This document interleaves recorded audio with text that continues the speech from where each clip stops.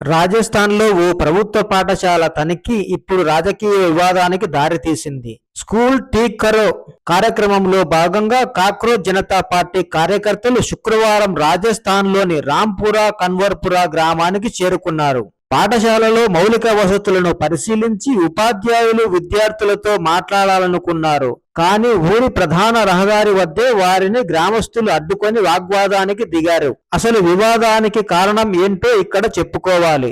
పాఠశాల భవనం శిథిలావస్థకు చేరుకోవడంతో సుమారు 20 నుంచి 25 మంది విద్యార్థులకు సమీపంలోని పశువుల దొడ్డిలో చదువు చెబుతున్నారని సమాచారం.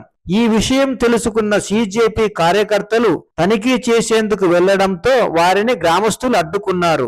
అయితే గ్రామస్తుల వాదన మరోలా ఉంది.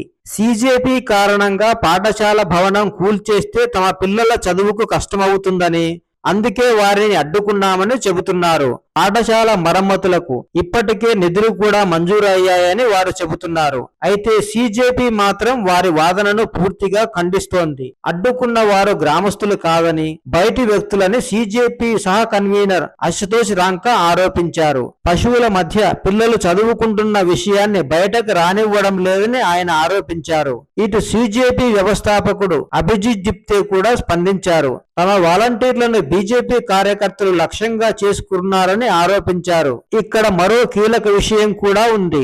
రాజస్థాన్ లో ప్రభుత్వ పాఠశాలలను తనిఖీ చేయాలంటే ప్రిన్సిపల్ నుంచి అనుమతి తప్పనిసరి. అంతేకాదు విద్యార్థులు ఉపాధ్యాయులతో మాట్లాడాలన్నా, ఇంటర్వ్యూలు చేయాలన్నా, ఫోటోలు వీడియోలు తీయాలన్నా రాతపూర్వక అనుమతి ఉండాలి. ఈ నిబంధనలు అమల్లోకి వచ్చిన కొద్ది రోజులకే సీజేపీ బృందం పాఠశాల పరిశీలనకు వెళ్ళింది. మొత్తం మీద ఒకే ఘటనపై 2 వాదనలు వినిపిస్తున్నాయి. పిల్లలకు సురక్షితమైన భవనం కావాలని గ్రామస్తులు కోరుతున్నారు. సీజేపీ మాత్రం ప్రభుత్వ పాఠశాలల దుస్థితిని బయటపెట్టడమే తమ ఉద్దేశమని చెబుతోంది.